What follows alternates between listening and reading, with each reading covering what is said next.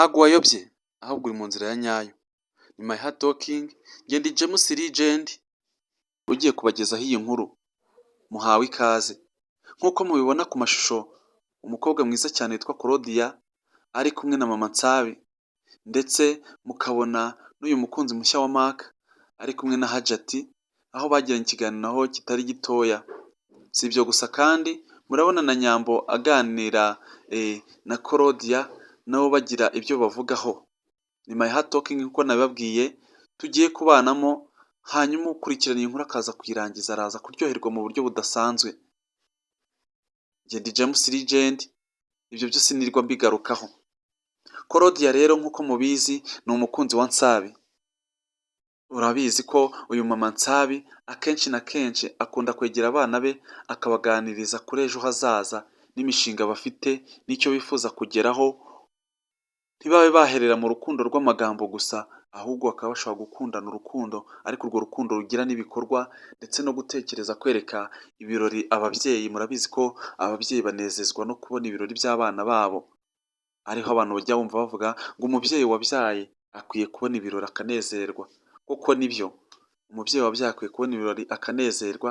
Ari nayo mpamvu Mama Nsabi aba yumva yifuza ko uyu Claudia yamubera umukazana rwose, agashakana n'umuhungu we Nsabi, hanyuma nawe akagira ibyishimo by'ababyeyi byo kugira agakazana.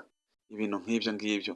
Si ibyo gusa kandi turagaruka kuri uyu mukobwa witwa Tony, ndetse sorry gatoya, uyu mukunzi mushya wa Mark ndetse n'uyu Hajati, aho uyu Hajati amaze kuza mu rugo kwa Mark inshuro zirenze imwe ebyiri abaza Navi. Uyu mugore cyangwa se uyu mukunzi mushya wa Mark yaje kubyibazaho, ni gute umuntu w'umugore ahora aza ashaka umwana w'umuhungu, amubaza kenshi gashoboka ese ni amahoro, ese nta kibazo kindi cyaba kibyihishe inyuma.